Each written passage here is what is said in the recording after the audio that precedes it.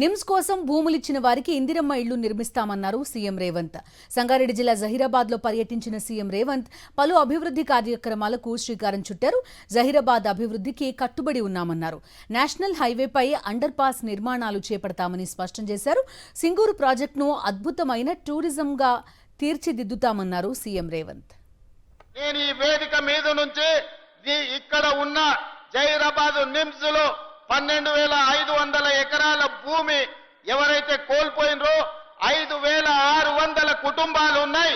5,600 కుటుంబాలకు ఇందిరమ్మ ఇండ్లను మంజూరు చేస్తానని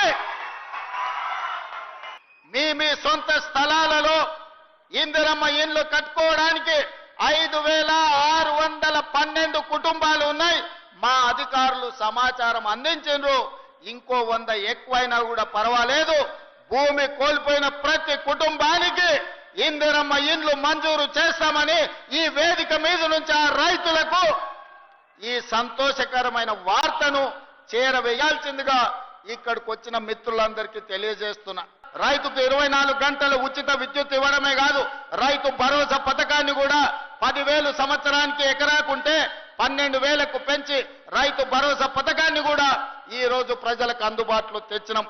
భూమి ఉన్న వాళ్ళకే కాదు, భూమి లేని నిరుపేదలకు కూడా మీకు ఉపాధి హామీ పథకం కార్డు ఉంటే ప్రతి కుటుంబానికి 12,000 రూపాయలు ఇవ్వాలి అని ఈనాడు మన ప్రభుత్వం నిర్ణయం తీసుకున్నది.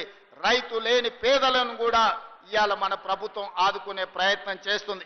ఇదే కాదు, ఒకనాడు మీకు తెలుసు ఒరేసుకుంటే ఉరేసుకున్నట్టే ఆనాటి నాయకుడు ఆనాటి ముఖ్యమంత్రి అన్నాడు. ఈనాడు మీ సోదరుడుగా రైతులకు అండగా నిలబడాలని మీరు వరి పండిస్తే చివరి గింజ వరకు కొనడమే కాదు, కనీసం మద్దతు ధరతో పాటు సన్న బియ్యానికి 500 రూపాయల బోనస్ ఇవ్వాలని ఇవాళ రైతులకు బోనస్ ఇచ్చి ఆత్మగౌరవంతో బ్రతికే విధంగా ఈ రోజు మన ప్రభుత్వం చర్యలు చేపట్టింది.